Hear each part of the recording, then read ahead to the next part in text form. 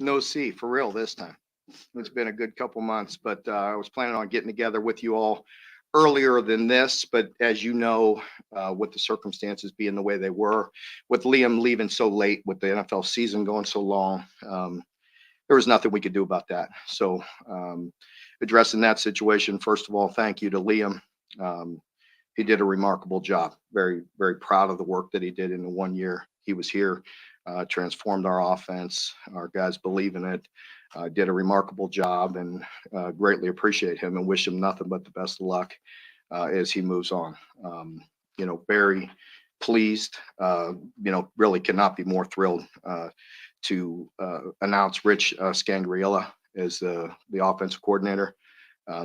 It's pretty remarkable that we're able to attract a coordinator of his caliber. He has extensive experience in this system, um, and really going back to Atlanta in 2015 as a quality control coach, but spent the last 5 years as a quarterback coach or offensive coordinator in the NFL, and is just a remarkable quarterback coach and a great experience as a play caller. So very excited about Rich and the experience that he brings, and continuing with the system that we had in place for this year. Of course, there's going to be some new twists, little changes, but in general, same system. And that's the nice thing. It's, they speak the same language with Liam and with Rich, and in the two systems. There's some differences, but it'll be easy carryover. And the big thing is we do that all the time anyway. It's the same thing defensively. You keep the same system, but there's new wrinkles, new twists. Same with the offense. So very pleased. I think it'll be a seamless transition. Um, been nothing but impressed with Rich since he's been on campus. He's hit the ground running, got in town, and just wanted to hole up in his office and work and get ready to go. And had a team meeting today, introduced him to the team. He had an offensive meeting. We had walkthroughs today, and so he got a chance to spend some time with our players and be around them and get off to the start. So we'll do that Tuesday. We'll do it Thursday, and then get back at spring practice next week. We'll have 2 practices before spring break. So um, after that, I'd like to wish good luck to our players, having 7 players at the combine starting today. Greatly appreciate those guys. I miss them. Haven't seen them for a while, and I know they'll go and represent us the right way. That was 7 last year that I think we ended up canceling it because of COVID, but we had 7 players invited a year ago and 7 again this year. It says a lot about the development of our players, and again, appreciate our coaches, our strength and conditioning team, and continuing to develop those guys. I really need to recognize Josh once more for winning the Man of the Year. Remarkable young man. We really miss him and his leadership and his presence. And congratulations to him on that national award. So there's a lot to talk about. I guess I'll stop at that point and open up questions. Mark, how important was it to kind of, when you're going out and looking for a new coach, to stay kind of in that Shanahan, I guess, McVay coaching tree? It was very important. When Liam was here and we lost our own line coach, the first book we open was the 49ers. That's the first place we go. And first place Liam went, and that's, he brought up Zach, and then we did the research on Zach, and it was kind of a no-brainer to hire him as well. And then when I come to find out that Rich had interest in this job, it really happened fast. Again, you're under some pressure just because of timing. I didn't, feel, we had a good idea this could happen. And so we were keeping things, fluid. I was keeping guys in mind, and it was remarkable the amount of candidates and the amount of people and the quality people that were interested in this job. Again, it says a lot about our coaches and our team and the way they do things to attract the people that we did. And but being so late, you do feel a little crunch, a little pressure to get things done. And so I had a very good process of some very talented coaches. And although it's kind of time consuming and strenuous to go through, it's still eye-opening at times and very good to go through that process and just listen to the talented people and ideas and different things. And once again, when Rich and I connected, things moved pretty fast after that. Spring practice opens next week, and you're doing the offensive install. How much of this install is going to feel brand new to the players? Some, but it's tinkering. The system is carryover. There's obviously the 49ers, and the Rams are different, but there's enough that carries over. In the terminology, it's easier for our coaches to adapt to terminology than for all of our players to learn things over. You got to remember, a year ago, just getting under center, we were unsure if we could get under center after spring. You know what I mean? So we were doing things out of pistol. We were exploring how to tweak it, how to handle things. And, just the terminology alone with formations and all the shifts and, all the motions and the sets, our players were just trying to learn things for such a long time. Now we're trying to just, be precise and take things to the next level. And the same with Will. Will, had to comprehend all of that. Now it's just every little detail and trying to get better. And Will doesn't do a thing without, just, he puts so much pressure on himself. Sometimes he probably needs to just play because he's that good, but he's, really trying to take his game to the next level. And I think that's our entire offense. Now we have some new coaches and we have a lot of new players too. So it'll be seamless. So is it they're adapting, the coaches are changing what they call things, or? That's correct. Yeah, a lot of it. And we will do some different tags and do different calls. But our players will pick it up. Again, there's enough new guys that it's not, it's as seamless as we can get. Were you involved Will much in the process? I did involve Will. I did. I just felt like, I really wanted his input. A year ago when I made this hire, I left and I went out and nobody was involved. Just myself. And another guy came with me to help me with, the film and notes and things. But I wanted it that way. I wanted it to, solely my decision. I didn't want the people in my ear. I just wanted to see it for myself. And this year it was the complete opposite because we were building on something. And so then I wanted the input this year. And so I tried to incorporate a lot of the offensive coaches and, when they can. Obviously I made a lot of phone calls on my own and, things I had to do by myself, but, certain interviews, there was a lot of guys involved and as many as I could because I wanted some input. Ultimately I was going to make the decision, but I wanted to hear their thoughts. And so it was good for Will to listen in and just kind of, just be a fly on the wall and listen to guys and give me his feedback. When you're in a role, are you more comfortable just doing that on your own like you first time? Well, again, I think different circumstances. A year ago, I had so much, I had so much in my head and, we've been through a lot and been through a lot of good things, but think about those years and the way we had to evolve and the great job Eddie did with not having a quarterback and all those things. But systematically, I just wanted everything out of my head and I wanted to go talk to people and get a feel for it. I didn't want coaches telling me this, just influencing me. It's my decision. You're going to sink and swim with it. As the head coach. And obviously it's our program, all of ours. And, but quite different this year, because I wanted to build on what we had. Mike, you want to continue to keep the versatility with the balancing offense and whatever. Oh yeah. Yeah. The uniqueness of San Francisco is that they are one of the few, not the only team to use the fullback in that speed. Yeah. They don't care about football. Is that anything to track with you? No, that there's.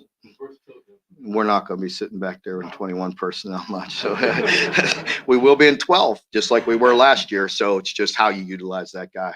Whether it's a fullback or an H-back, it's all the same. It's just semantics on certain things. But what attracts me about no. But Yeah, we'll keep the balance. I mean, obviously, I've been preaching that, and I think there's continuity. I mean, you look at San Francisco again; they're different than LA, but they're more,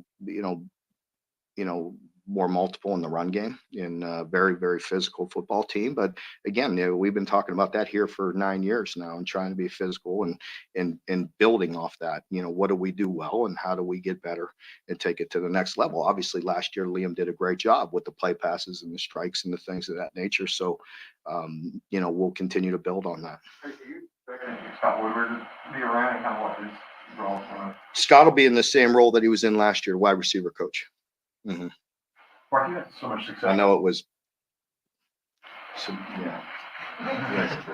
Could be, yeah, but I'm glad to keep Woody around, and he's very knowledgeable of the system, and it's easy carryover. Mark, you had so much success recruiting to this offense in the last year. How important was it to go to those guys, especially in the age of the transfer portal, and say, what we recruited you to do, we're still gonna do that? Well, I think it was very important because there was a lot of buy-in. There was a lot of work. Our players were excited, but you ask them today, and I guarantee you they're just as excited today as they were a year ago when we installed for the first day. So that's the good thing, is that we have a great group, and we have a culture here that the guys enjoy being around each other. They work hard. They care about each other. I think we have some great additions, and in particular Tavion and Tyshawn and the young guys that came in. I mean, they're very talented players at mid-year, but we have good guys, and they care. Like I said, they want to work, and they're excited, and it doesn't take you long when you're in a meeting with Rich and you see the knowledge that's coming out of there. It's pretty remarkable. You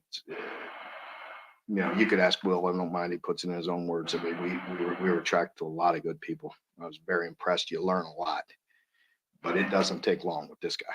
Like, you realize real quick, he forgot more football than most of us know. Mark, were you surprised that Rich wanted the job? Was that kind of? I was pleased. I was pleased. I was excited. It's funny, Liam.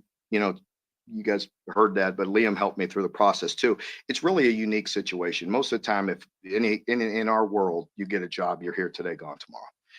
And with Liam, with the way he was hired after the Super Bowl, he already knew Coach McVay. You know what I mean? So it was an easy transition. I'm sure Coach wanted to take a minute. You know what I mean? So Liam has had some time. It's kind of unique, but he's so he's helped me through the process. And just because I'm very confident in him. We have a good relationship, and he like I just wanted his input. You know what I mean? I wanted somebody that was speaking the same language, and when I talked to him about Rich, we were both like very excited. Talking on the phone late one evening. What are some of the benefits to having Rich and Yenser who worked together last year come to Lexington? I think that's very important. I don't know if it would have been a deal breaker. I mean, you're going to talk to Rich, and, I'm pretty open about that. Guys can say what they want, you know what I mean? But I'm sure it was probably more attractive to him knowing that he had Zach here. Because, it's super important to have your offensive line coach and your offense coordinator on the same page. I mean, that's a whole major piece of this offense, that he knows Zach's going to speak the same language and teach it the way he wants to be. I think that's the big thing with us now, is taking it to another level, being precise, being detailed, and that's how you'll take it to another level and improve. Did you expect that you needed to look for an online coach this offseason? Was that something you were anticipating? No, I didn't, but that it worked out. Things happen for a reason. So it's pretty great the way things worked out right now. So very excited about that. When you found an offensive line coach out of the Shanahan tree who had a viable tie to John Schlarman, I mean, that must have felt like winning the lottery.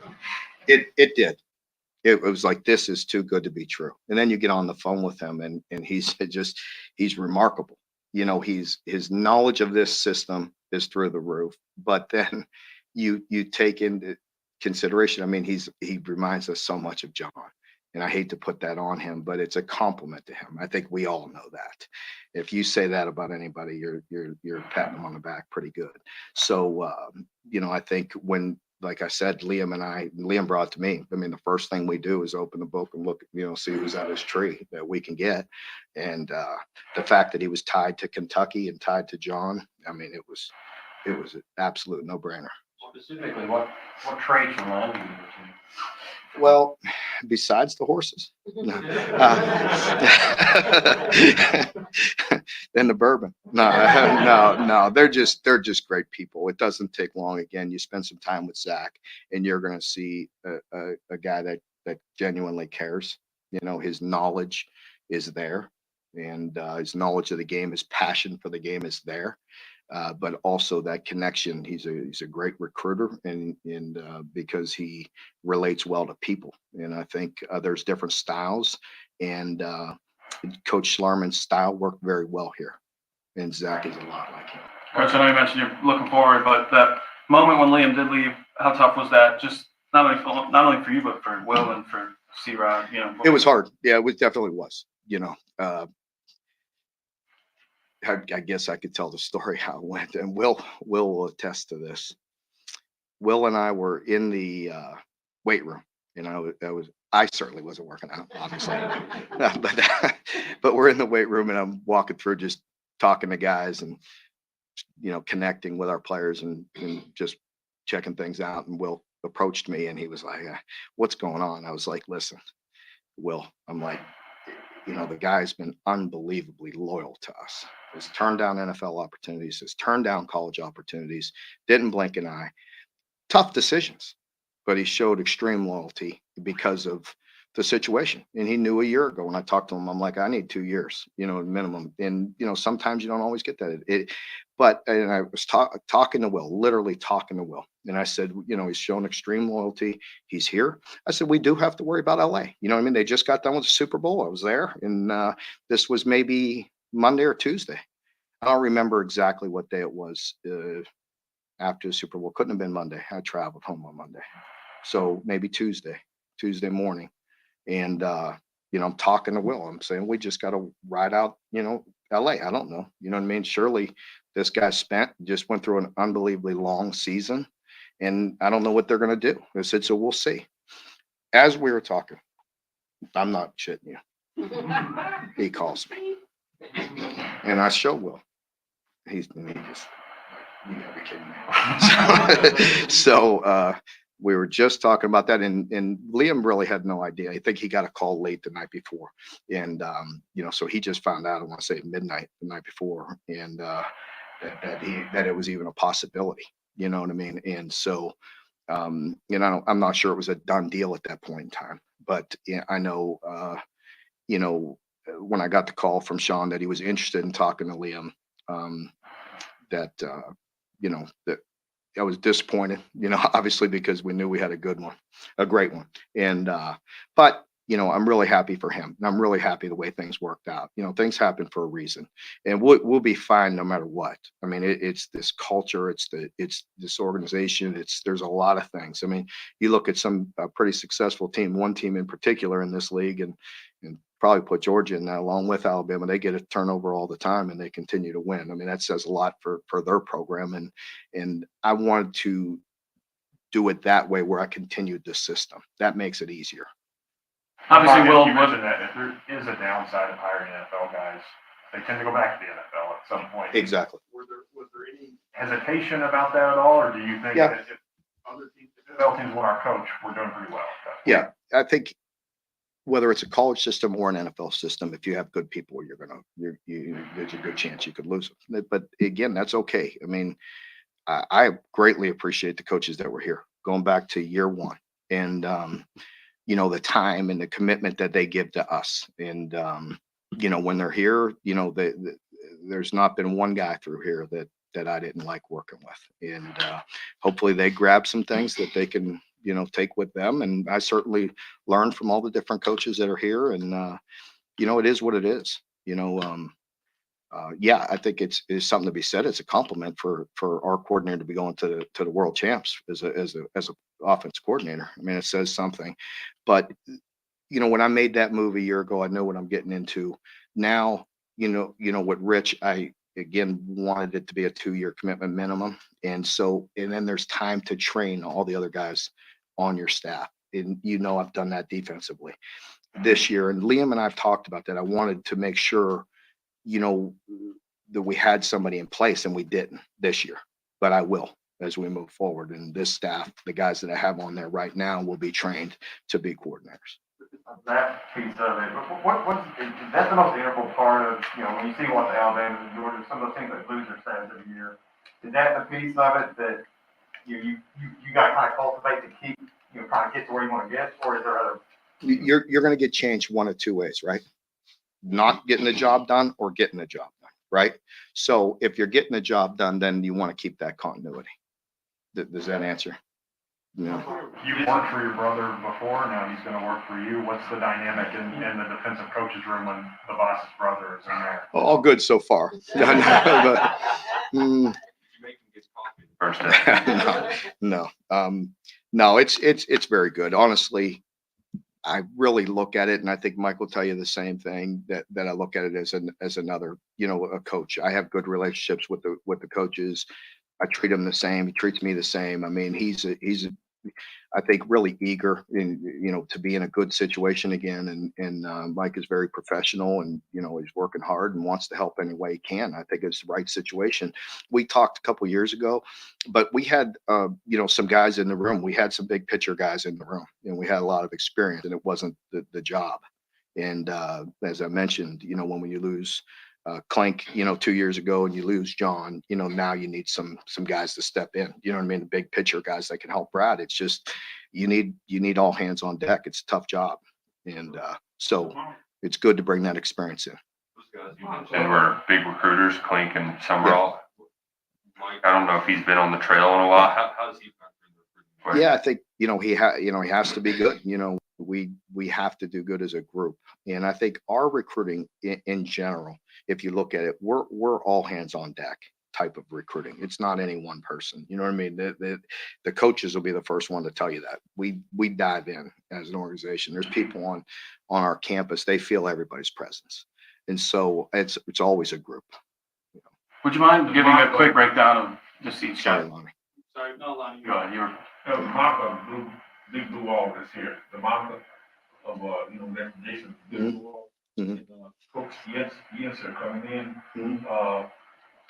He has a good job for us. I'm sure there's an attraction for him to come here and build out. I think he'll be just fine. Zach is got a lot of experience, very confident in his approach and what he's doing. I'm confident in our players. Again, we have a strong culture. We have a strong offensive line culture. We do have some pieces. I mean, that was a hell of a group a year ago. I could have coached them.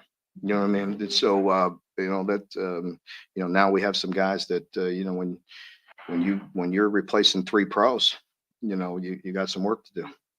Could you run through quick, everyone at the combine, just what you think NFL teams are going to see out of Wandale, out of Darian, Luke?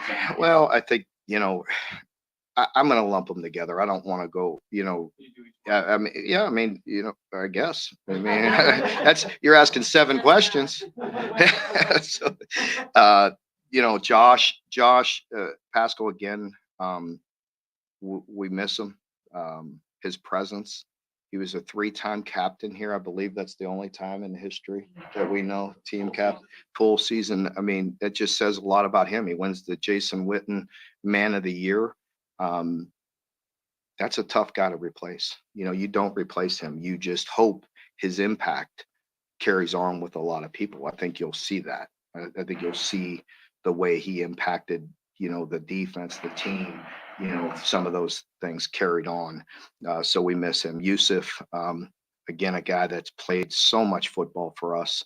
I can't tell you how much I appreciate him, and just a guy that just came to work every day.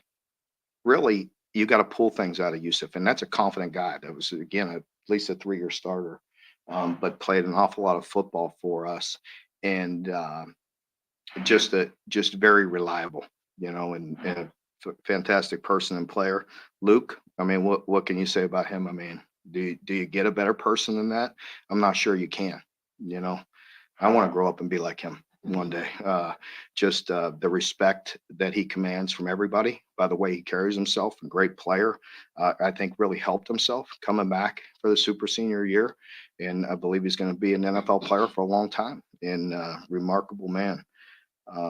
Darian, again, just greatly appreciate Darren, the trust that he had to come back for one more year. He didn't have to. I believe he helped himself. He was a guy that was a high draft pick and played all the way through. It says a lot about his character, again, to play in the bowl game and, the sacrifice for his teammates and to finish his legacy the right way.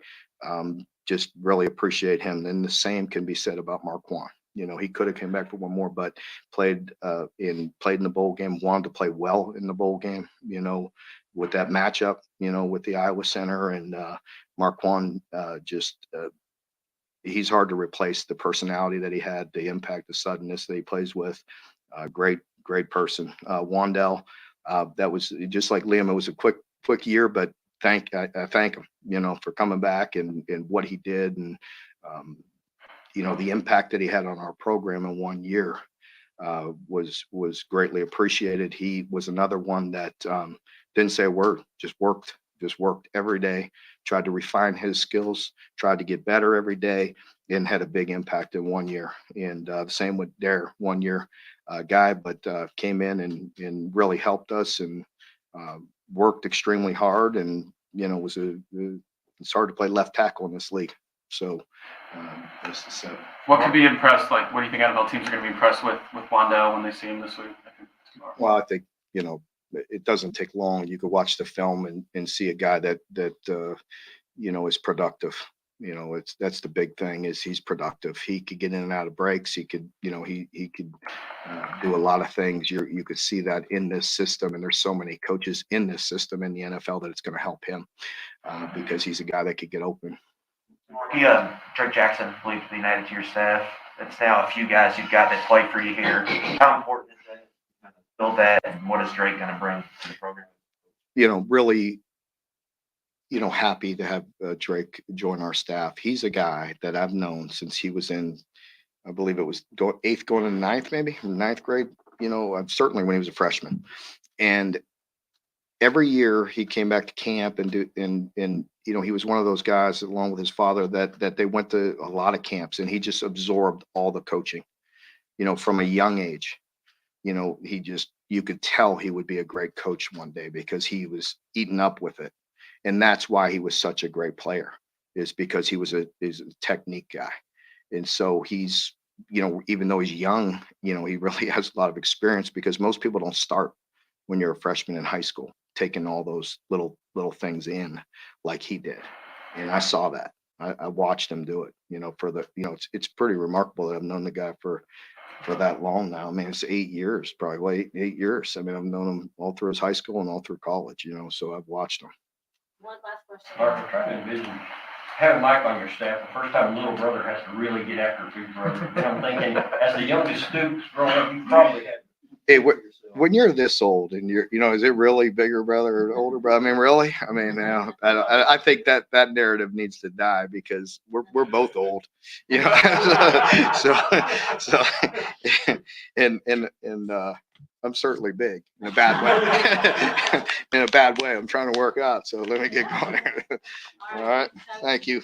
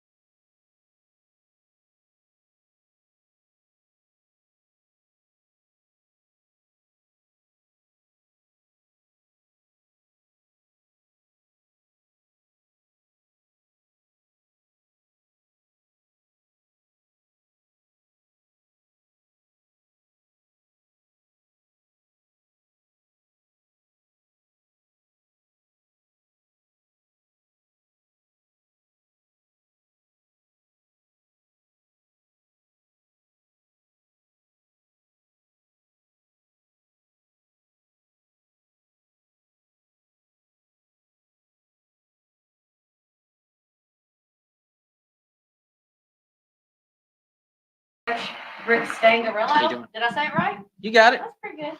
If you would, introduce yourself and what outlet you're with so he can kind of get to know you, but he'll just have a short opening statement.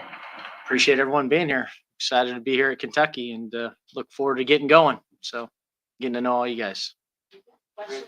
Adam Luckett, Kentucky Sports Radio. How you doing, Adam? NFL for a while. Why come back to college? For me personally, the timing was perfect. I excited to be in charge of the offense again and felt like it was just time to go coordinate and do it. And it just happened to be the right head coach and the right situation that fit perfectly for where I was at my point in my career, and excited to be here because of it. Got more earlier. When you make that decision, I guess, what are you looking at? Like, just Kentucky, or was it this situation, or were you kind of looking at other places? No, I was not looking at other places. Quite honestly, this was the only college opportunity I even considered. I think that I just aligned with where Coach Stoops is for what he's looking for out of his offense, what he believes at the core, and what I had heard, the kind of man he was to work for, the situation. And I don't know that I jumped in immediately to the opportunity. I wanted to make sure it was right for me, and I explored it and watched plenty of their tape, and it just it seemed like a very good fit. And I think that made the transition easy for me. What jumped out when you started looking at film? Did the style of offense they played. Liam did a nice job last year. Some familiarity with that. The quarterback, being able to work with Will, the tailback, just the entire group of guys that was coming back. There's something to build on here, and I'm excited about helping take it to the next level if I can. John Hill with the Courier Journal, you had an unusual coaching path. I have. Walk us through why you were willing to make some of those jumps that most people wouldn't be, and then maybe how you got into coaching too with somebody who didn't play in college. Yeah, I'm a complete outlier in a lot of ways. There's no doubt about it. Yeah, I mean, this wasn't my, we all have a path. Things kind of break your way. How I got pulled in is a long story, but I was fortunate enough to end up at a school, UC Davis, early in my career. The first quarterback I ever worked with got drafted in the NFL. He was a Division II finalist for the Harlan Hill. And I mean, these were non-scholarship quarterbacks that were developed into pro players. The first quarterback I ever really worked with, JT O'Sullivan, played a decade in the NFL. I was around some real good ones real early with the best quarterback teacher that I've ever been around. And that was Bob Biggs at UC Davis. It taught me a lot, gave me a foundation, started me on my path. Then I got around line guys. I was at Idaho with Tom Cable, and the whole staff were line guys. And that became part of my expertise, to know the run game, pass protections, outside zone. And it became what I did throughout college. That led me to Kyle Shanahan. And ultimately, that's how I ended up in Atlanta in 2015. So there's a lot of stops in between. Things happen. Been able to coordinate at 1AA schools across the country, but very fortunate, lucky to do what I do, and I ended up in the right spot for me right now, and I'm excited about it. I talked with Dick last night. He said you walked into his office, sight unseen. He didn't know who you were, and you asked if you could volunteer on the staff. Yeah, we had a mutual friend who played there that recommended me to him, and it just one of those buildings where at that point I had been coaching high school football, and I knew that I thought I was going to go back and be the head coach at my high school. Quite honestly, that's what my intent was. And I got around him, and it just changed my path. And the things that I believe today, the things that I teach, my ability to evaluate quarterbacks, what got me to the NFL, a lot of that, the foundation, I'm grateful that I got from him. Michael Adams with WDKY. You, Coach, mentioned you've been hunkered down, already getting to work, getting ready. What excites you about the players that you have here on the offense, and just kind of, are you salivating at kind of the tools that this offense has coming back? Yeah, I mean, it's happening fast. Spring ball's around the corner, so you gotta get going on that. And there's been a foundation laid that's kind of set the trend for where we're headed. And yeah, there's some really good players coming back. I can tell that Coach Stoops has done a great job recruiting the right types of people. I feel good about the attitude, just meeting them, the intent, how they want to get as good as they can be. And I think the pieces are there. It's our job to bring it together, and yeah, I'm excited about doing it. Rich, I'm not story from the last thing I'll do. how big an advantage is having the offensive line coach come from the same program you've come from? And would you have taken the job if Zach won here? And that's a great question. It would have been much harder to take the job. Not that I don't feel great about the entire situation, but it's to be successful in such a short time period now that it's happened a little later. That particular position, having a rapport and a connection to do what we'd like to do, that's the hardest part. I don't want to be coaching all the coaches. I want to do this together, and to be able to have someone that knows where you're coming from and be on the same page, put a plan together, help the players get up to pace with how we want it to look. That is a big deal from my perspective, and to help the transition. So yes, it was definitely a nugget that made it much more enticing. What makes that, good at his job? I mean, what? Yeah, I mean, same thing. I mean, in some respects, kind of like myself. I mean, when you've kind of been at all levels and you've done it at all levels, you have to, part of, being a great coach is being a great teacher and communicator. And then part of it is the knowledge you gain to be able to teach, and you have at different points in your career, you have to take jobs to get you to be that guy that has all the knowledge and the ability to teach it. And I think that, being a good teacher, and then the time he spent in the room and being around in San Francisco, you just, that level of football, how we talk, what we teach, the way we do things, I think it's second to none. And I think that allows you to be the best coach you can be, quite honestly. You're also inheriting a quarterback. How big was that to have a guy, Will, that's kind of proven, and what do you see on tape specifically with him, and what kind of excites you to get the chance to work with him? It's random, but I want to say it was the LSU game last year, but there was a game where we were sitting watching, having, a Saturday night dinner in the NFL before our team meetings, and Kentucky was on. And I was like, man, I just, quarterbacks catch my eye. It's kind of what I do, I would think. And I was like, man, this guy's pretty good. And it just something that I remembered. And then when this all happened pretty fast, and I went back and I watched Kentucky's tape, I was like, the qualities that I would look for in a quarterback, he possesses a lot of them. And I think that's it's fun to work with guys like that and help them, just kind of bring out their best game. And that's my goal. What are those qualities? Is it arm strength? Is it size? Is it pocket mobility? I would say this, like, it's the toughest to me. Well, let's say the NFL, to play quarterback at the highest level, to me, is the toughest thing in sports to do. And that requires toughness. It requires an intellect, football intellect, processing ability, and then the physical ability to pull it off. And that can look a lot of different ways. Some guys are, it could be Drew Brees and Mahomes and everything in between. Josh Allen, how you play. Those are the kind of the top guys. And so the ability to be an athlete, to be an above the line thrower that has more in you, and that toughness and smarts, those are the kinds of things that I would always look to work with. Rich, Nick Rouse from Texas. We've heard a lot about things are going to be similar, the similarities, the continuity from one system to the next. What's going to be different with you calling plays? Yeah, I mean, I would say we're from the same family, the tree of the system itself. The last thing I would ever want to do is bog down the players by reinventing the wheel.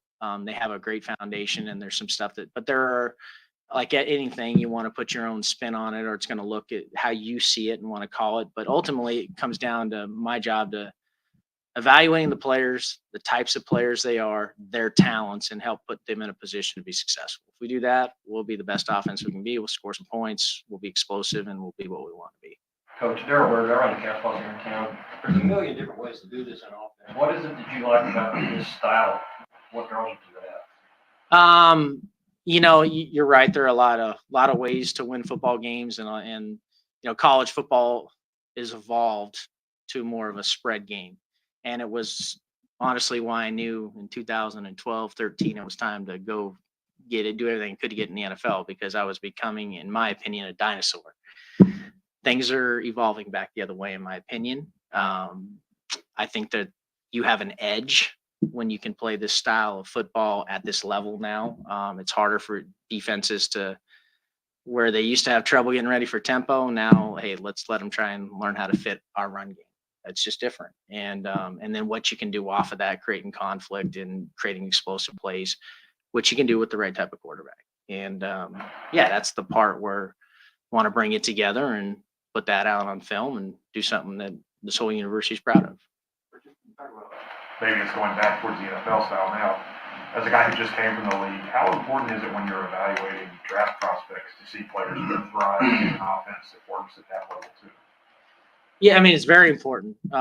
You know, I mean, I just went through an entire process last year where we were drafting a quarterback very high. And when I evaluate a quarterback in the NFL, I'm going to watch every snap he's ever played in college football. Heck, I even go back to their high school film sometimes.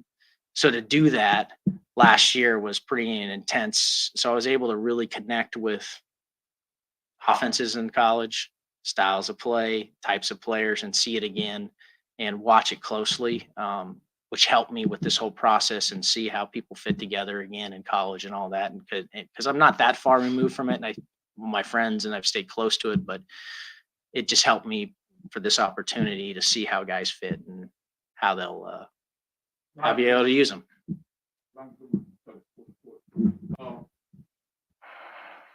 Fort Knox were really funny in terms of wanting to run football and some football, and probably more, you know, and I can see the fact that you lean a lot stronger on the run. Yep. And of course, this is when you have the run back coming back, and run back to the pass coming back to the FBL.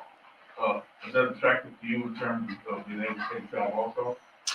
Yeah, I think that to have a head coach in college football say, "Hey, I want balance. I want to play a little under center.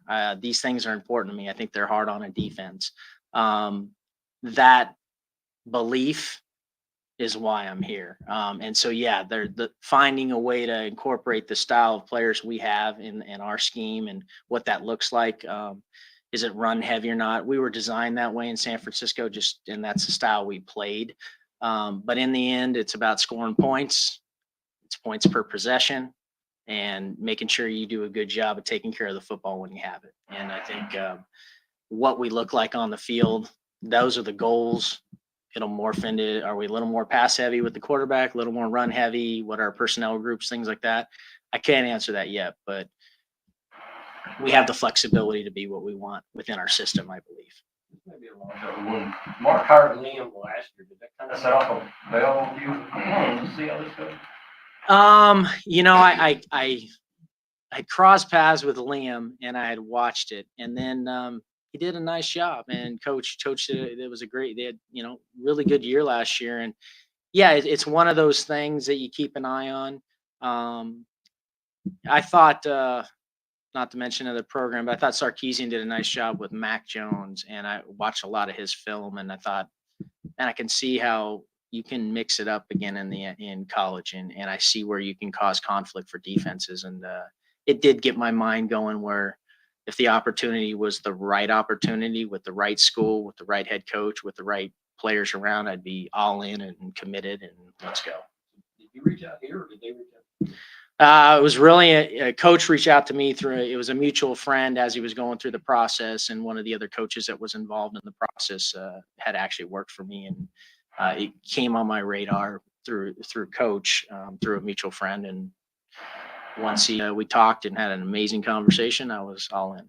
How do you feel about Last one. the gauntlet of recruiting in the SEC? Obviously, that's something you know about as an NFL coach. Maybe that leads some guys to go back to the NFL at some point. Yeah. How are you approaching that part of the job?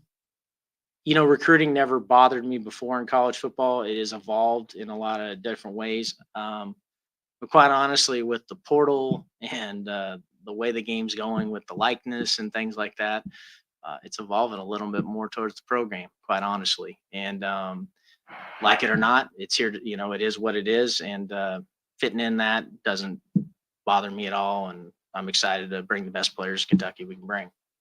Jimmy G or Trey Lance? No comment. Thank you. Bring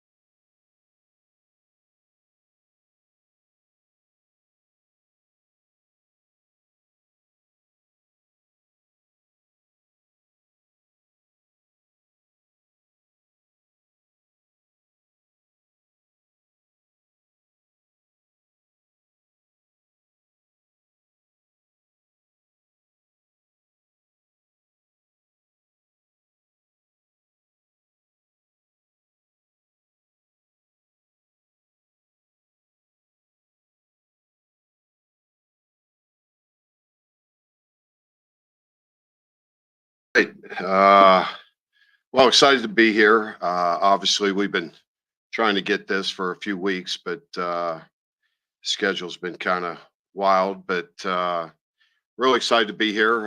It's been a fun month, probably. Guess it is now, somewhere like that. But like being here with the staff, the administration, the people of Lexington have been, been wonderful to me and our family, and it's been fun to be here. Mark has done an unbelievable job building, a great program here, and just being a part of it. It's been, we've looked at some of these opportunities before. It just the timing seemed, better this time around for a lot of different reasons, but really enjoy working with Coach White and the defensive staff, very knowledgeable, group from afar, just looking and then being here, trying to adapt to this system has been fun. And then the players have been, really the thing that's really jumped out to me, along with the staff, is just the quality of players we have in the room. The leadership. The way these guys go about the linebacker room has been very impressive to me. And I've been a lot of different places, and this group brings a great maturity and focus to the game. And my job is to help them become better players. Maybe understand the game better and create value for them as people and as players. I think that's our biggest job, and to help our defense improve by you know having our players play better. I think they could still do things better, but it's been a strong group of players thus far. Ron, touched before. A lot of the recent recruits been brought in, they point out the fact of how happy the players are, how they come to work, how they want to come in, they just want to work out, they like to be in that. Is that something that you see here that maybe you haven't seen quite as strong over places? The culture is very good. I think that's important. I think this program works hard at it, developing players on and off the field through relationships, and then setting good examples, for your players. I think this is an outstanding staff of coaches that really relate well to the players, and it is a new era of football, and these relationships are important, and building a foundation with your players is critical, and having open dialogue with them. And my players have been very receptive. They've been very open. I've asked them a lot of trying to understand the system, why we, this is, why this is how I see it. Is this how you, I mean, so, it's very comfortable for me. And I think it's comfortable for them. I think it lets them be more open, more at ease, feel like they could ask questions and, not feel any certain way, like it's not the right question. So you want them to be able to feel like they could be themselves and open. And I'm sure our relationships will go stronger as time goes on. But been very excited about these guys. Real leader, when come into a situation, you got two senior linebackers, fifth-year guys, I guess, how easy does that make your job? You kind of easing into this and get back. It makes it it makes it a little easier and enjoyable, and I lean on those guys, and they're very good. They understand what we're trying to accomplish and in this defense, and that's a good sign. So I've been, like I said, I've said that I've been very impressed with their overall knowledge. Their just everything about them it's been pretty impressive. Like I said, I've been a lot of places, a lot of strong places, and these guys have the right demeanor to be outstanding, players. Lucky at Kentucky Sports Radio. Spent some time in Alabama in kind of an analyst role. Just curious, why do you think we're seeing so many coaches do that, and what do you kind of learn from that experience?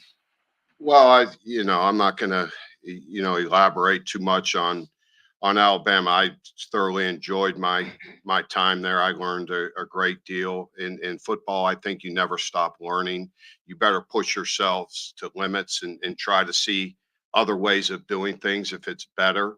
And if not, you're gonna die. And it happens to everybody. And it it'll catch up to you if you stay in front. And that's probably the one thing I really enjoyed about my time with Coach Saban is just they push themselves to limits and push their guys to learn and to adjust and adapt and try to put themselves in the best situation for success. You still have to have great players and great design, but um, I think you can always learn. I think for me, taking a step back for 2 years was good.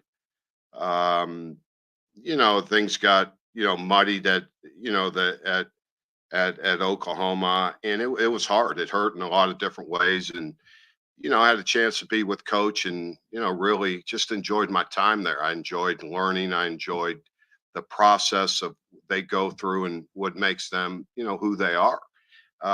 So that made it, every day was fun for me to go to work, and it was in a limited role for them, but I never felt that way. And Coach, you no matter what your role is, it's significant to Coach, and what he expects of you day in and day out.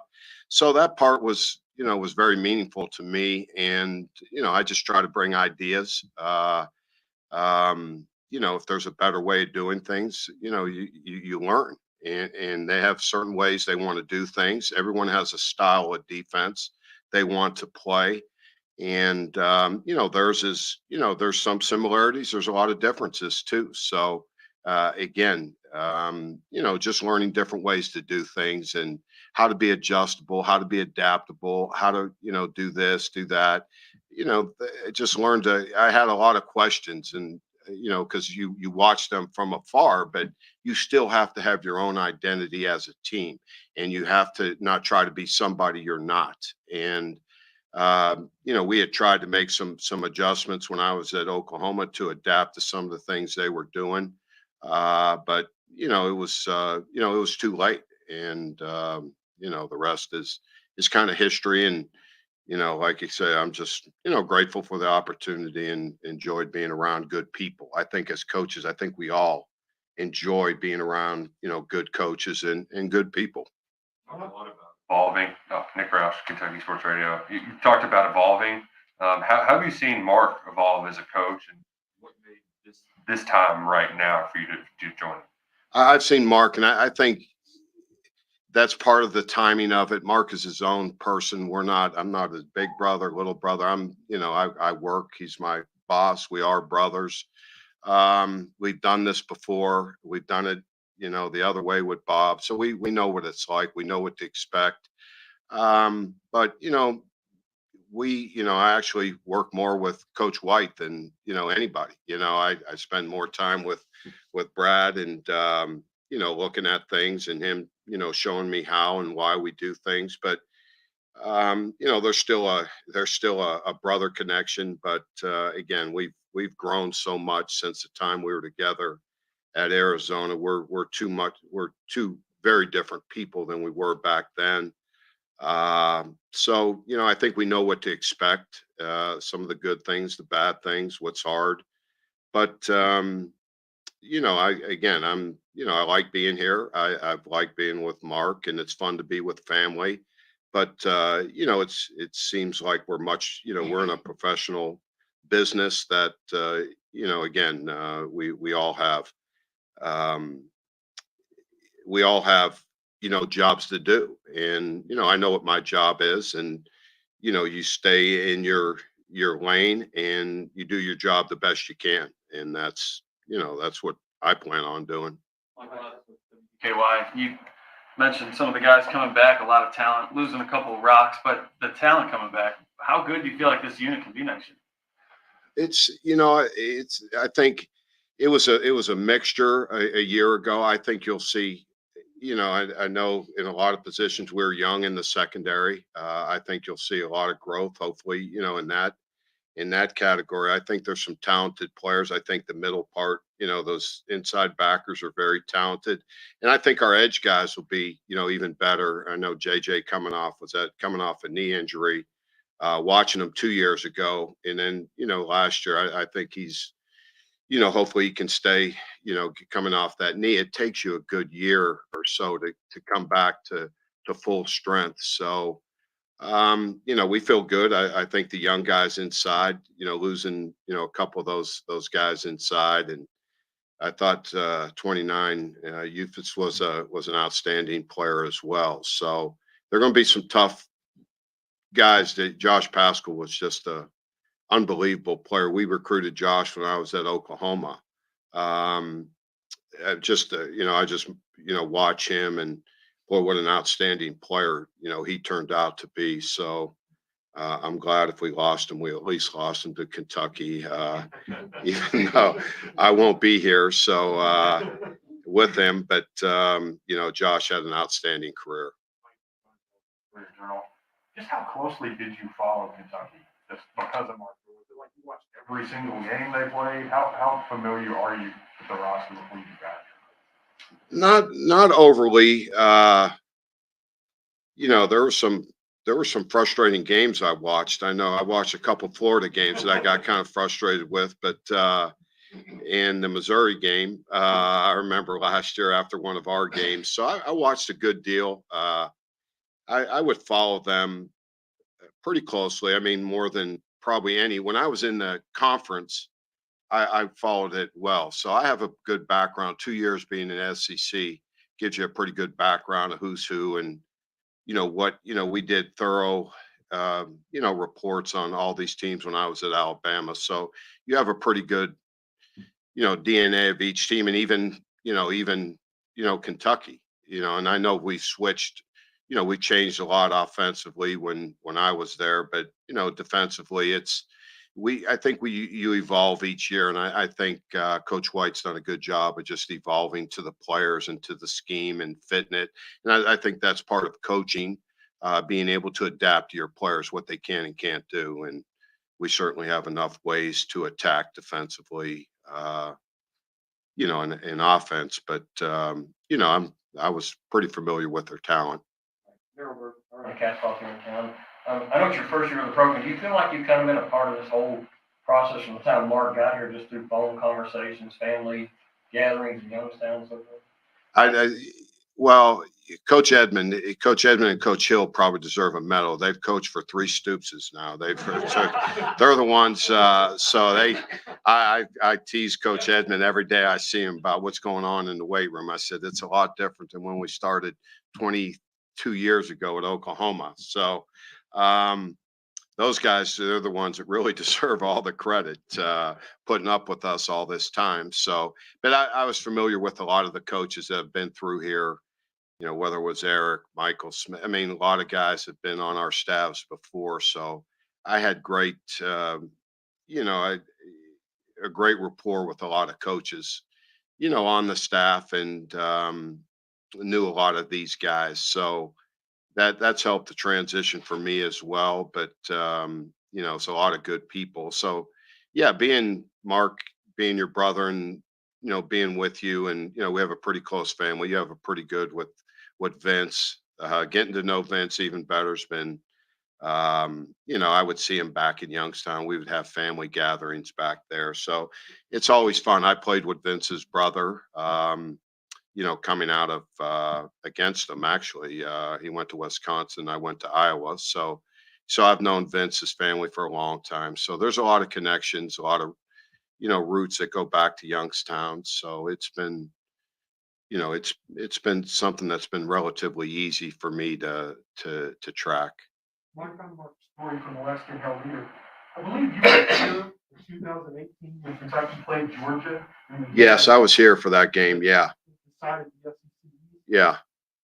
That was. When Mark came here, in your heart of hearts, do you think he could get Kentucky, which had struggled for a fair amount of time, to that level? Absolutely. I think there's a lot of similarities to when we went to Arizona. I mean, we wanted Kansas State, we wanted Iowa when no one thought. So that's been kind of our, our MO, really since we've been in this business. We've had to, work hard, do things a certain way, have an edge to you that, gives you an opportunity to win. Even though you may, it's not always the most talented team that wins. It's getting players to play, understand the rules, and be able to go out and have a game plan, be able to go out and execute, and have a certain amount of toughness and discipline about yourself to win. And that'll win you a lot of games when you learn not to beat yourself. And I think when we've probably lost, we probably, I mean, I know, turnovers or whatever, fumbles or whatever can really, hurt you in some tough situations. So, that's been that's been kind of, our MO since, we've started this business, and we've seen it have success no matter where we've been. And we've won, at very high levels, and have people say overachieve. I don't know. I think we never went into a game where we didn't think we could win. I think that's important. I think players have to understand what it takes to win, and have that that mindset. And that's what we try to build in our players every day. Have strong habits, have a strong will to compete. And if you do that, then you're going to give yourself an opportunity to play and play well and develop value in who you are, as a person and as a player. And that's big. That's big for us, and build our players up. And again, I think they have done that, and feel like they're, we're keep knocking on the door, and, hopefully, keep improving. So we still have, some steps to take, but, I don't think, our players are, are afraid of that going into that world. I think they're excited about it and look forward to it. Two more. Anybody? Mark, Rich was just talking about how when he was watching college football offenses, they had kind of gone back towards the NFL, away from the spread. Your family was obviously very known for the air raid even when Mark started here. How have you seen as a defensive coach that challenge kind of change in the way offenses have evolved in college football? When I was at Oklahoma, it was very prolific for when I was there, Lincoln and whoever it was. But I think when Bob, some of his really good teams were more downhill, two tight ends. When Kevin Wilson, I have to go back. I noticed a little bit more of that trend now. I noticed it from, if you watch Georgia, if you watch any of Coach, and I don't mean Coach Saban's teams, they play a very physical brand of football. He's never going to get too far away from, even though, he's going to have some of that gun RPO, but he's going to build his offense around, his players' physicality. The line of scrimmage has to win games for you. And I think that's Georgia's DNA. That's Alabama's DNA. And that's what Coach Mark wants his DNA to be. So, I like that. I think what they've done, I've watched these teams, run these offenses, and it's, I agree. I like what they do. They create, they create some formations that can be problematic, for you. But there's enough deception in what they do to create, some vision problems for linebackers. So again, I think it's been good. I think he with bringing Coach in here a year ago, I think they caught on to something, and hopefully we can just build off of it. But I like the style, and I like the pass game off it. I think it gives players a chance to be successful. It's hard sometimes to press players in these tight, snug formations. So in getting people off you. So they've done a good job, I think, with the passing game and the running complementing each other. Mark, Pretty tough, dude. I wonder how much credit you and the brothers get for how much you picked on him when you were little. Oh, shoot, he was the baby. Come on, my mom babied Mark, and so and she was, yeah, you know how the littlest is. So, but yeah, Mark has done, really just proud of him, what he's been able to accomplish and overcome. It's not easy. And, I've been in these shoes and, so just happy we're in a better place as a program and, knowing that we can still improve on where we're at. So, that part's fun and I'm excited to be a part of it. We'll end on that. Thank you. Thank you, Coach.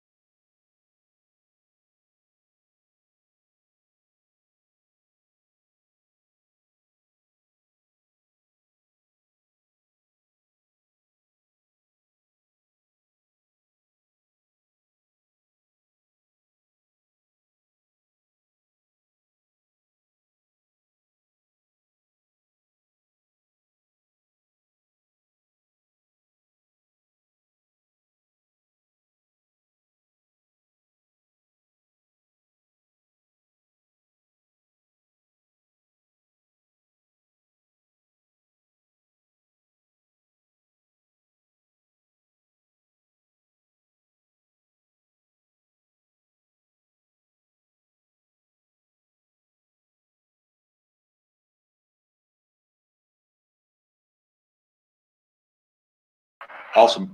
Just Zach Yenser, offensive line coach here at University of Kentucky. Just want to say how excited I am to be here and working with the Big Blue Wall and the rest of Big Blue Nation, man. I'm excited to be here, carry on Coach Schlarman's tradition in that room, what he's built, and continue to build that culture, what Coach Stoops has done here the last 10 years. So excited to be here. That kind of works with the Lexington leader.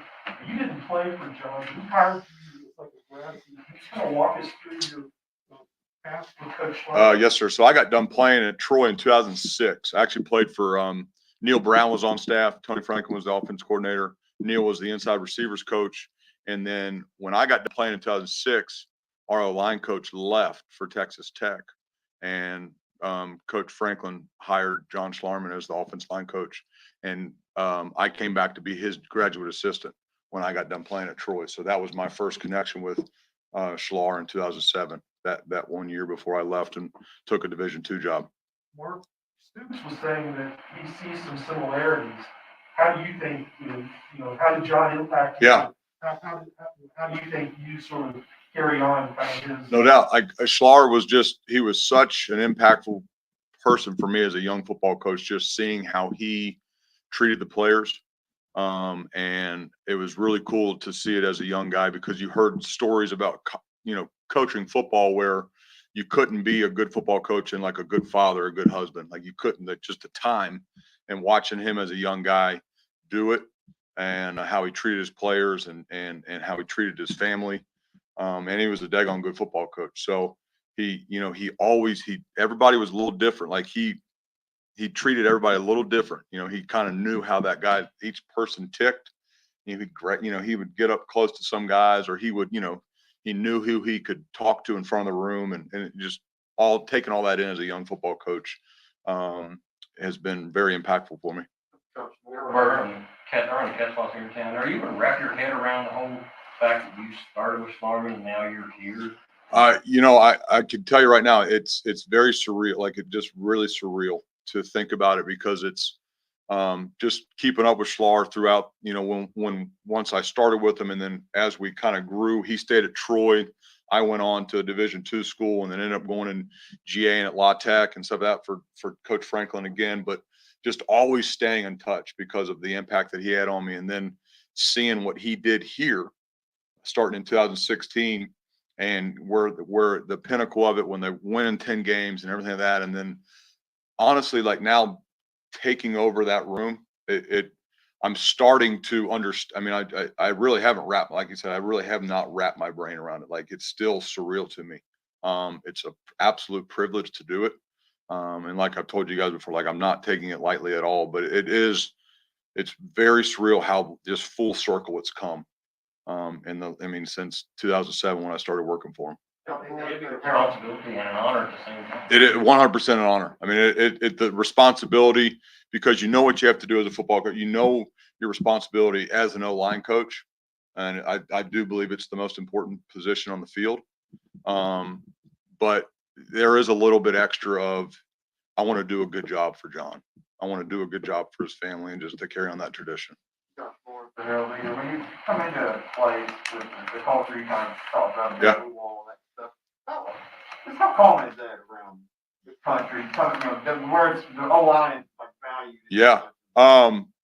In college football, not like this is it's unbelievable, right? You don't see it very often at all. And I think it's a huge credit to what Coach Stoops has done here, and obviously what Schlar started, but it's really, really cool. I came from in the NFL from a place at the 49ers, which was a first-class organization, and really took pride in their offensive line, and obviously the style of offense that we were and everything, and wanting to implement that here and build that to what, I mean, but coming here in college football, you never see a position group, like you do here with the Big Blue Wall. And it's really, really cool as an offensive lineman, because normally when you're getting pressed as an O lineman, it's usually because you're giving up a sack or a negative yard. You know what I'm saying? So it's really cool to see, and those guys have earned it. And it's a big part on the coaching staff and the culture that Coach Stoops has started here. But those guys in the room have grasped it, and they are. It's a lot of credit to those guys.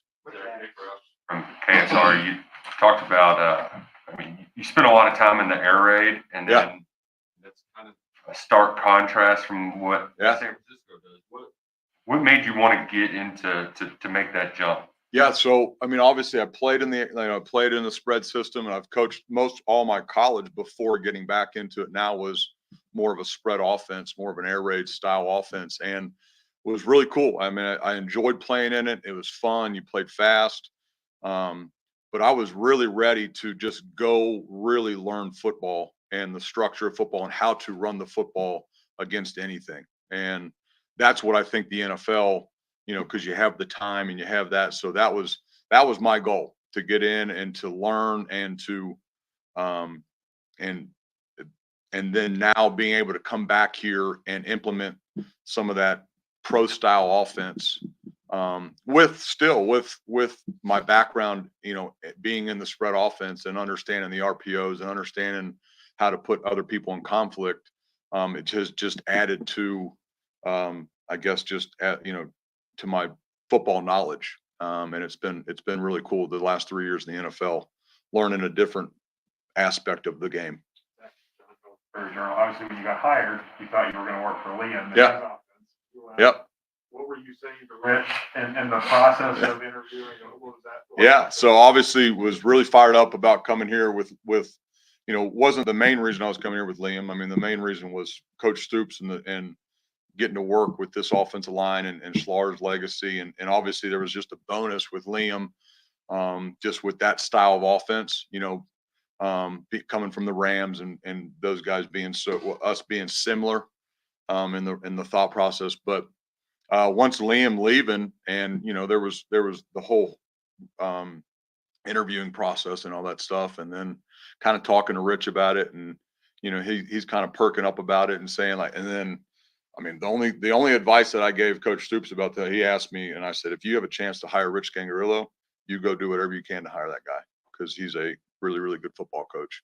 And that was all I said to Coach Stoops. And me and Rich kind of talked about it just, briefly. And obviously us working together and being on the same page is huge, I think, with the offense coordinator and the O-line coach being on the same page, the same verbiage, the same, kind of thought process I think is huge for an offense. Oh, my understanding is you were born in Fort Mitchell, you moved Yep. to Georgia. Yep.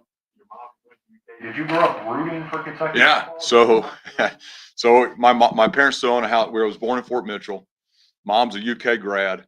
So when we moved to Georgia for my dad's job, I mean, we never became Braves fans, never became Falcons fans, right? And never became Georgia fans. Like, it is like forbidden in our family. So like we were Reds, Bengals, UK. I mean, growing up, and I was Bengals all the way until I got the job with the Niners. Like I mean, some of my Facebook memories that pop up, like some of my comments about growing up as a Bengals fan, like I still laugh about, just because I was a true, like, and now I can go back to rooting for the Bengals now that I'm not with the Niners anymore. But like, yeah, it was Who Day, it was Reds, and it was Big Blue, man. And it still is in my family. My sister played basketball at Florida, and she is still like a diehard Kentucky fan. So like, we're just all messed up as a family, but we are. I mean, growing up, it was hard not to be a Lorenzen fan as a O lineman. And I remember in the paper, the picture of him with his starting five in the back of, like, it was him standing with his starting 5 lineman, and it had him and it was like he was the same size as those guys. And like, growing up as an O lineman, you were just like, that's the coolest thing ever, right? It doesn't get any better than that. So Radio, inherited this room, had a lot of success. What are your first impressions of the guys in this room? Your mantra obviously is different when you got to play all line, and then now you're starting to work with them. What do you think it's been about this group that's made them so successful? I'll tell you one thing, it's a very mature group, because it's not a very old group. I mean, it's not like you just have a bunch of seniors in the room and everything, but it's a very mature group. Those older guys, the Horsey, those type guys have really done a great job of taking these guys under the wing, and just the leadership. And that goes back to the guys that have played here, the guys that are getting ready at the combine, everything, even the Drake Jacksons, the guy, Drake's working with us now in the office as an O-line GA. Like, that culture was built long before I got here, but these guys have carried it on, and it's really cool. The one thing I can say, they all take care of their business. Like, that was the one thing I asked them right when I got here, and you guys heard, I don't do laziness, and that includes like the classroom and showing up to tutors and stuff like that. And these guys have been on point. And that was before I got here. I mean, this is a really good group. And then you talk about just talent wise, it's a really good athletic long group, which is what you look for in a lineman, right? And they're tough, they're mean. And I can't wait to get them running off the football. Like our style of football is going to be running off the ball, setting angles. It's going to be fun. It's going to be a real fun time with these guys. Have you gotten to talk much with Drake? And Yeah, no, Drake's all like, I remember, cause we did Drake coming out, obviously we graded him coming out, as a center and everything. He was at the Senior Bowl and all that stuff. So 2 years ago when I was with the Niners, so I knew Drake, great football player. Obviously he has decided to, come back and be a GA here, which I was fired up cause the guys respect the heck out of him, right? The guys respect the heck out of him. He does a really good job. He's willing to learn. He wants to do it. So it's a win-win for me. I mean, he's here, he knows the guys, and he's going to be a really good football coach. WDKY, the Wall is losing a couple big time guys. Yeah.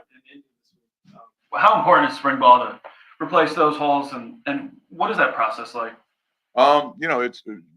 These next 15 practices when we start is huge, right? To keep continuing to build that continuity of the up front, and we're losing 2 tackles and a center. I mean, to me, the center position is huge, to get those guys tied in, and obviously this program has been, I mean, with Drake and with Fortner, I mean, with those 2 guys the last 6 years or whatever, I mean, it's been awesome, right? So hopefully we can continue that in that spot, because I think that's really what makes the room go, when you have a guy that has that leadership ability and getting the calls in. And then the tackle position, I want everybody we're going to compete. I mean, the best guys are going to play. And I think that's the beautiful part about spring practice. You got 15 practices, then you got the summer and you got fall camp. So it's not going to just be set in stone. It's going to be exciting. You got some young guys competing for it, but the spring practice is huge to continue to build that continuity. What do you look for in the kids when you see that competition? What are you looking for in them? I just want to see them not back down to competition. And I want guys not to think that they've already earned a spot. I mean, it's just constantly on edge of, hey, I think competition is huge in our room. And so nobody gets comfortable, acting like they got a spot or anything like that. Even if you're coming back from playing, I mean, maybe you started last year, but the best 5, I would love to find the best 8, find 8 dudes that can play on Saturdays, that you feel comfortable about rotating in and out. And heck, as long as you can play in the SEC, you're going to play on that offense line. Have a rotation, 7, 8 guys. Oh, I would love, like, if you can tell me, like, if we could find 8 guys and a constant, like, that are, and you're not going to see a big drop off when those guys go in, like, that's like an O-line coach's dream come true. I mean, that's my thought process. If I can get those guys, if I can have 8 guys on a Saturday that can play and rotating in, and we're not having any drop off, I mean, that's huge. To expect Keontae Goodwin to play as a true freshman. He obviously had so much hype as a recruit. Yeah. Physically. Yeah. No, I mean, physically, the guy's an absolute monster, right? I mean, he just swallows a door frame when he walks in, right? I mean, it's pretty cool. It's really cool. And he's he's an awesome guy. Like, he's like a sponge right now. He just wants to soak everything in. But I mean, like I tell guys, like, whether I recruited Keontae, like, I had no in on him. He was here before I got here. But if he was an incoming freshman for me, I would tell him, like, dude, you're stepping foot on campus expecting to play, right? Don't come in here thinking you're going to red shirt and all that stuff, because that's just going to waste your year. Like, you're coming in expecting to play football, and then let the red shirt, let all that stuff fit. All that stuff will take care of itself, excuse me. Like, you come in with the mindset of, I'm coming in to play left tackle, and everything else will take care of itself. So, and if he's good enough to play, if he's good enough to be an 18-year-old starter at left tackle in the SEC, then he'll play. If he's not, then we have 4 games to play with, see how he does, red shirt, whatever. And we have a great plan for him. But I want that mentality, and that's for anybody. That's for anybody coming to this program is I'm going to play. And then you let the red shirt figure itself out. You're still playing O-line. What would you like to play for a quarterback like Will Levis who stick his nose in and knock somebody down? Dude, stud. Absolute. Like it makes you want to play. I mean, you obviously already have pride as an O-lineman playing hard, but like playing for a dude like that, like, I mean, you would do anything for him. And that would be cool. I got to play for a guy like that in college. Omar, our quarterback at Troy, and I sense that here, like just that true leader, a guy that you will literally do anything for. And it's a pretty cool feeling as an offensive lineman. Things about hiring NFL coaches is a lot of times they go back to the NFL. Yeah. Do you guys see yourself as an NFL coach or see yourself as a college coach? I like my ultimate goal has been to be an O-line coach in the NFL. Like that's what like my vision was. I could not pass this opportunity up. This is to come back here, to be here, to continue on what Schlar built here and to coach for Coach Stoops. Like, and I see myself like, I don't know what I see myself as. I see like, I love the college game because I love the development, and I love the college game because I get to run this style of offense. I was not fired up to come back to college and do a spread, it didn't fire me up to do that. It fires me up to come back to college and able to run this style of offense where you put guys in really good situations and you get to develop and you get to recruit the guys that you want, build relationships with them and watch them grow into becoming men and great husbands. And that's ultimately what we're trying to do. I know you probably don't have the best answer to this because you haven't been able to work with them hands-on, but the one thing last year, the big step that wasn't necessarily taken, there wasn't as much outside zone. Yeah. There's still a lot of inside and maybe a game or two here and there. Yeah. What is that final, how do you get to the point where you can confidently run that consistently? You do it it's what you do. I mean, you build your offense off of the wide zone and then everything else comes off of that. So like whether you were an inside zone or a gap scheme team, like our mentality with the Niners or this style of offense was everything's built off the wide zone and then everything else inside zone and gap schemes come off of that. And we try to make everything look exactly like wide zone. And how do you do it? Day one, you just start running wide. I mean, it's aiming points, it's running off the football, it's a mentality and running through defenders and crossing the line of scrimmage and putting stress on the defense. And you just preach it from day and you just do it. And it's and you just kind of go through it and you just kind of continue to teach it. I think the guys like it because we're not trying to be perfect. I mean, we're going to talk aiming points and we're going to do that and we're going to have movement and all that stuff. But the one thing I've learned the last 3 years is you do it. If you're going to commit to if you're going to have to run wide zone, you have to do it. It has to be your football play. Every two days of practice need to be wide zone to your inside zone is kind of how we look at it in the O-line world for like individual. Like we're going to work 2 days of outside zone to our 1 day of inside zone. 2 days of outside zone to our 1 day of inside zone if that gives you any aspect. Last one, anybody? Cool, we got it. Thanks, Coach. Awesome.